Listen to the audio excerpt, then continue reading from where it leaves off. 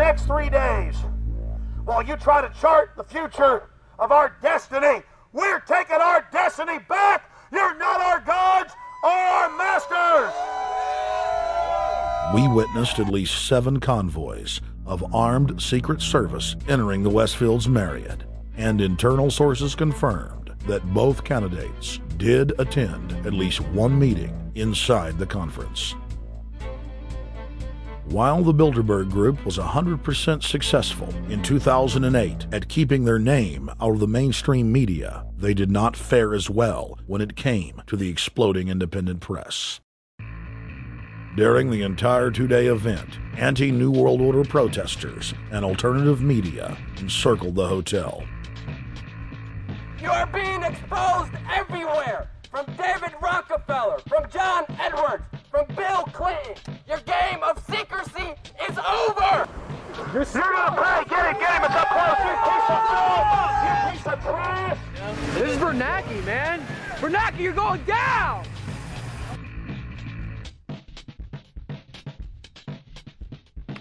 Obama, we know you're here, Obama. You cleared your schedule for the next 3 days. We know you're in Virginia. Arch criminals! New World Order scum! We are not your slave scum! Brave Americans came from all over the United States and bullhorned the main conference hall at close range as the global power brokers schemed inside. You are criminals! You control the central bank, you control the currency, and you're turning our beautiful country and world into a nightmare! The global elite are desperate to keep their organizational meetings a secret. They are keenly aware that if the population discovers that policy is being developed covertly by powerful special interest, the people will revolt. It is our duty to expose these criminals. It's a criminal act under federal law for federal officials to have private meetings to discuss world policy with non-federal workers. So everybody from the State Department, Treasury Department, White House, Defense Department, and others who show up, as they always do, they're committing a criminal act simply by being here to attend a secret meeting with officials from other countries to discuss U.S. policy in the world. So literally it's a criminal act. And every newspaper, every broadcaster has a patriotic duty to expose these scum and the evil they project. The election primaries served as a great diversion, while the true future course of the nation was being set behind closed doors. You've got, obviously, the Bilderberger Group, founded by the former Nazi Prince Bernhard of Holland. You've got the Trilateral Commission, founded by David Rockefeller's Zbigniew Brzezinski. They're the ones who ran the Carter administration. Everybody in the Carter administration, from Carter and Mondale and Volcker and Brzezinski, were all members of the Trilateral Commission. Founding member of rap sensation Public Enemy, Professor Griff, gave us his view of the Obama phenomenon. Barack Obama's been given a pass by the Blue Bloods. He's been given the okay by certain secret societies for them to let him in. I truly believe imperialism and fascism needs a facelift. And that facelift is going to have to be black. And the reason why I believe that, simply because I think they're trying to go into Africa. Well, they're already in Africa. But they want to totally control all the natural minerals that they're going to need to carry themselves into the 21st, 22nd, and 23rd centuries. You follow me? So I think they have to go through a phase of galvanizing the masses of dark-skinned people that truly believe that change needs to come. But the change that they're talking about is not necessarily change for the better as far as the masses of the people. It's probably a better change for them. It's not going to change for us, the little man on the totem pole. And no one looks at the agenda. As long as he positions himself right, have the right tie on, have the right smile, repeats the slogans over and over and drives it home, the average American is just going to swallow it hook, line, and sinker. And we don't even know what the agenda is. Writing in his 1964 book, With No Apologies, Senator Barry Goldwater said, The Trilateral Commission is intended to be the vehicle for multinational consolidation of the commercial and banking interest by seizing control of the political government of the United States. The Trilateral Commission represents a skillful, coordinated effort to seize control and consolidate the four centers of power: political, monetary, intellectual, and ecclesiastical.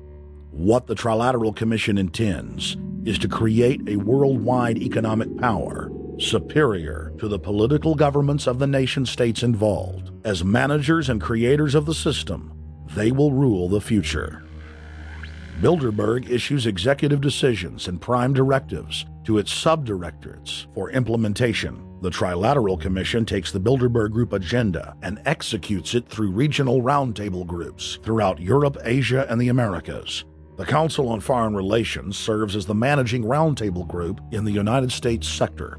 The Council on Foreign Relations has dominated every administration since the days of FDR. The way in which they make policy and rule is that they are a polycentric oligarchical system. You have to be a finance oligarch. Remember, this is not a society ruled by generals, not by priests, not by bureaucrats, not by demagogues, none of those, but by bankers. Bankers rule, and the bankers set up these institutions. They set up things modeled on the Royal Institute for International Affairs, Chatham House, and the Milner Round Table of the period right after the Boer War, so even before World War I.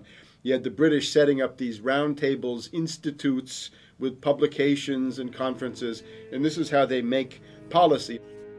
Upon Obama's inauguration, members of the Bilderberg Group, Trilateral Commission, and CFR flooded into every position of power in the executive branch, replacing Trilateral Commission and CFR members who previously filled the positions during the Bush administration. When you look at the U.S. ruling class, you'd have to say that they're a really pathetic bunch of failures and bunglers. They are a miserable excuse for a ruling class. And that's one of the big problems we have, is you go from Clinton to Bush to Obama. What stays the same is the ruling elite that gives these puppets the orders that they act on. And these orders are wrong-headed, let's say the least. They're basically bankrupt. They're going to lead to the collapse of this civilization.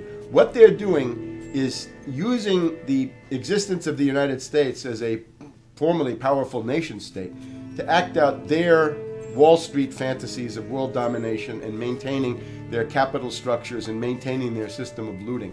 And this can't be done. So the basic question is, they've hijacked our country and you got to take it back from them. You've got to drive Wall Street out of the government, and at that point you'd have a reasonable chance of getting back to prosperity and some kind of peace and order in international affairs. We had a chance to speak with economist and author George Humphrey.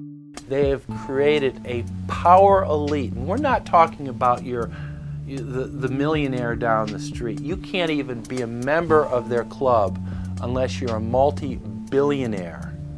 And friends, this is not about rich versus poor.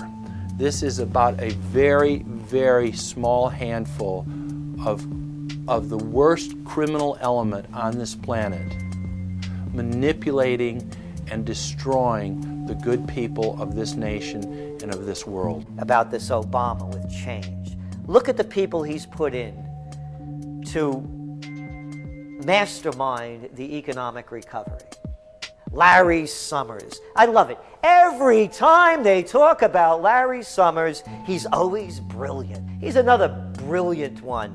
He's the one that helped dismantle the Glass-Steagall Act, the banking act that was put in place in the 1930s, so the banks couldn't become the banksters that they become. In the 1990s, you had the beginning of the derivatives bubble, thanks to people like Alan Greenspan, Rubin, Summers, a lot of the people who are now back in the Obama administration.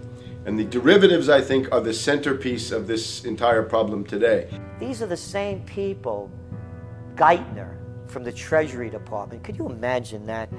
Now we have the U.S. Treasury Secretary, who also is a Robert Rubin protege of the Larry Summers Group, that dismantled Glass-Steagall and broke apart the regulations that would have prohibited the banks and brokerages from becoming these criminals.